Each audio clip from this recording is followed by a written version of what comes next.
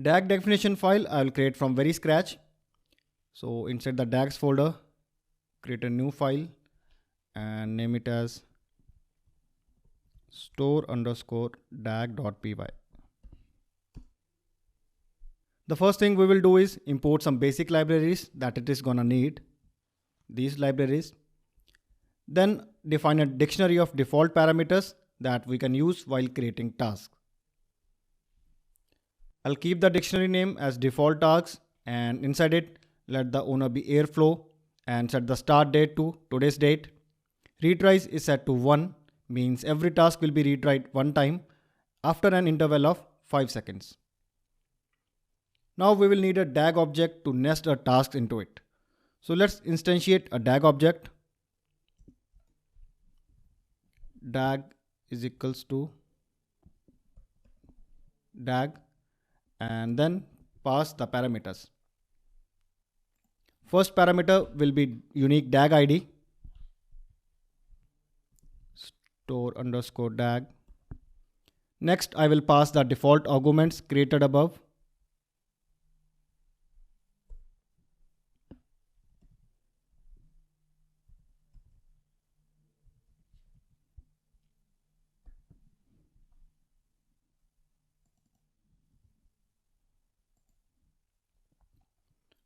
Next parameter, we will set the schedule interval. Since the requirement is to generate daily reports, so set it to run daily.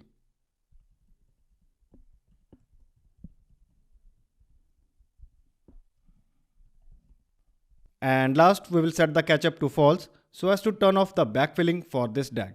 I don't want my DAG to run for any previous states. So catch-up is equals to. So with this, we have instantiated a DAG. Now let's move ahead and design tasks for this DAG. So guys, after seeing the project requirements and as per industry standards for a basic project, what should be our first task? Our first task should be to check if the source file exists or not. There is no sense to start the cleaning process if the input file itself is not present. So our first task would be to check if the source file is present in the input directory location or not. I'm going to use a bash operator for the same. So T1 equals to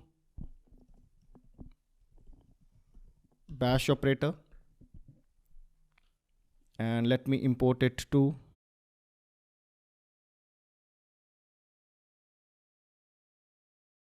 let's start passing the parameters now. First we will pass the unique task ID. Task ID equals to check file exists. Always make sure to pass a relevant task ID so that it is easy to track it in UI. Then after the task ID, we will write bash command that will help us to determine if file exists or not.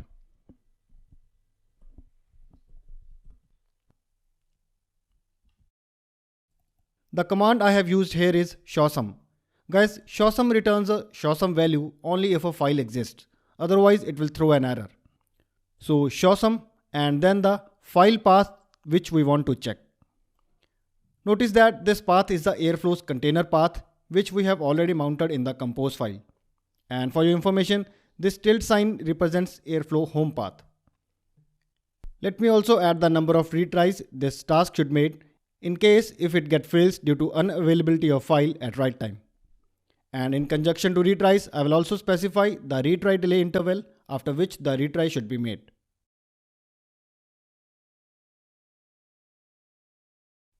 So this retries is equals to 2 and retry interval is of 15 seconds.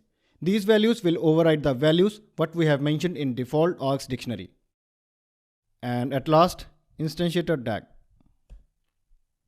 This is because any operator we instantiate in a DAG file, it needs to be assigned to that DAG we created. So in every operator, we have to pass the instantiated DAG as parameter to link that operator with our DAG. Task T1 is ready. Let's quickly check it in UI.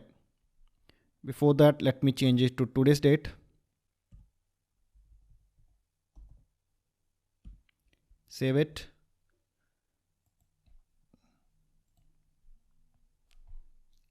Refresh. Enable the DAG and trigger it.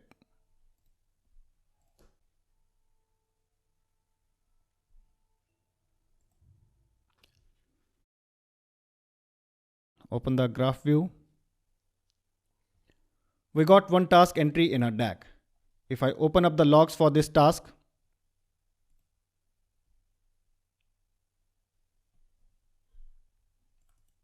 see here, since our file was present in the directory, so we got this string as a showsum of our file. Now guys, the interesting thing is, ideally the bash operator is not a good choice for this kind of checking. Airflow has a very efficient and dedicated operators to do so.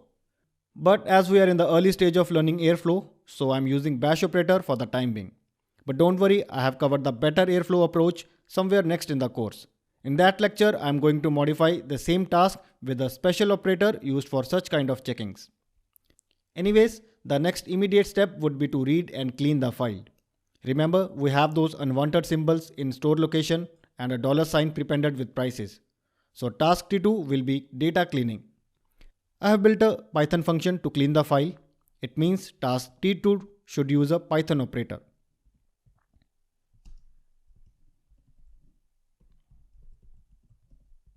Import it. For the parameters, task ID would be clean raw CSV. And then we will call our Python function using Python callable parameter. My function name is data cleaner. And yeah, to use that Python file, import it first.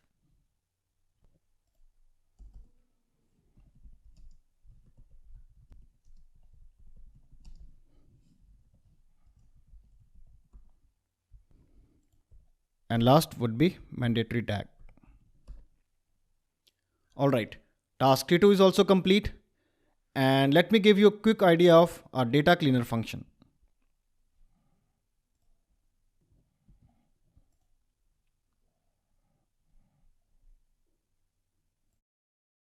This is a very simple Python code where we have a method data cleaner.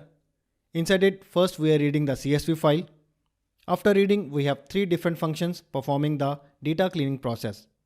The first is clean store location. This function will remove any special symbols from the store location column.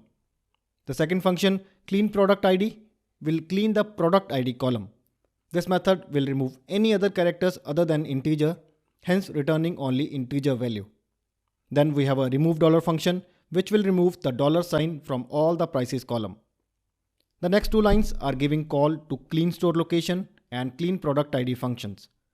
For remove dollar function, since we have 4 columns having $sign, so we are calling it inside a for loop, each loop for one column. At last, after all the functions ran, we are saving the clean data in a new clean store transactions file, which would be placed in the same directory where raw file was placed. That's it for the function, and task T2 is done. Let me also set the task dependency side by side, otherwise it will be confusing at the end. It's obvious that task T1 needs to run before task T2, so T1, T2. Guys, as added in Airflow 1.8, it's recommended to use bit shift operators than the traditional set upstream and set downstream method. Now, shall we check running task T2? Yeah, we can. It won't take much time.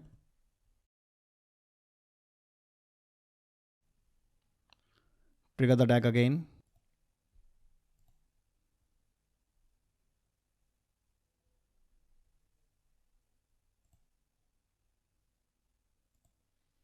DAG is successful. Let's check the output file. It would be into store files. Yep, it got created. Excellent. All the unwanted characters are removed. We got a clean, neat file. Now what should be the next task? Our next task should be to load the clean file into MySQL. But loading can only be done if the table is there. So in task T3, we should be running a DDL command to create table. Guys, to work with MySQL, Airflow has provided us with a dedicated MySQL operator. So I'll import it first.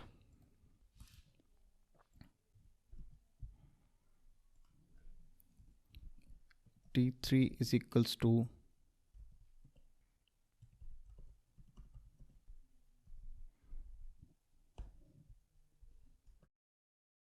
As usual, task ID.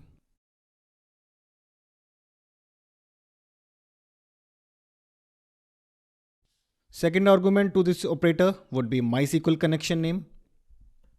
MySQL underscore connection underscore ID.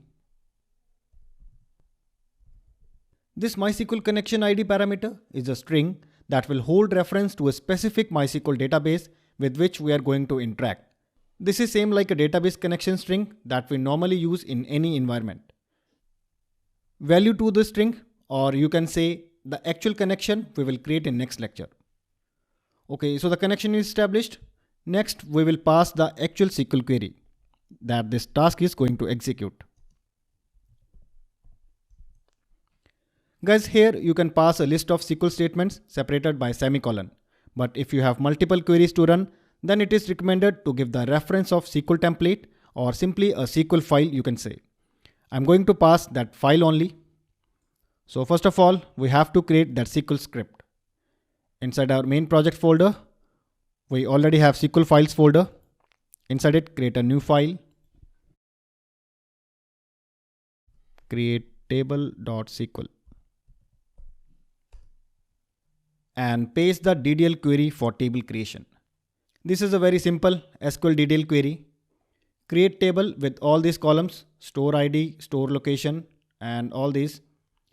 The keyword if not exist is important. It will limit the table creation if this table is already present in MySQL database.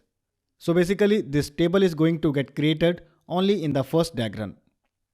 Now I will pass the template name here. Now one more thing we have to do here is, see, we have created the SQL template in SQL file folder and have also passed its reference here. But how will Airflow know from which path it has to fetch this SQL file? One easy way would be to provide the full path here itself in the SQL parameter. But no, that's not the option. Airflow doesn't work this way. It allows only SQL file name here. But Airflow has provided a provision to set the path in a DAG property named template search path. So in the DAG, I will add template underscore search path. And in the brackets, provide the path to directory where our SQL template is placed. It is in user local. Now on task T3 execution, Airflow will look for this SQL file at this location of its container. Keep in mind that I have already mounted SQL files folder in Docker Compose file. And according to the flow, at T3 after T2. Great. So with this, our task T3 to create a MySQL table is ready. Before I could run this task, I have to create connections for MySQL, which I'm going to do in next lecture.